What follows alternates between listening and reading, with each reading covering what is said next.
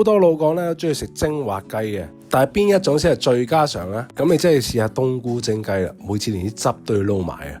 依家啲天氣咧，好多時候咧，我諗唔到食咩嘅話咧，就會食呢一個啦。每個廣東阿媽人手必備嘅冬菇蒸雞，因為佢做法又簡單又好味，而且又有營養，大人小朋友都好啱食。咁我哋而家嗱嗱聲開工。雞嘅話，我哋用雞項就 OK 啦，唔使太大隻嘅。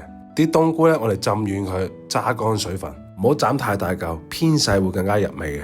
調味少少糖，可以多啲鹽啊，丁士咁多蠔油，少少生粉，落少少老狗落去，撈勻之後放埋啲冬菇。咁呢個時候咧，鋪翻啲薑絲上去先，千祈唔好俾啲雞重疊啊，咪先好難食啊。蒸雞嘅話，啲水一定要夠滾啊，蒸佢8分鐘，中意就落翻少少葱，焗多1分鐘，搞掂就可以開飯啦。夏天食蒸菜就啱晒啦，又簡單又唔會熱又好味，撈埋啲汁啊，3碗飯都唔夠食啊！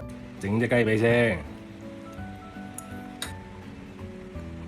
好啊！啲雞肉吸埋冬菇嘅香味，哇！啲汁撈飯不得了，切記唔好貪多，一定係要留翻香味俾雞，咁樣蒸出嚟先靚仔嘅。如果你平時都中意食住家餸嘅話，記得關注我啊，記得交功課啊，拜拜。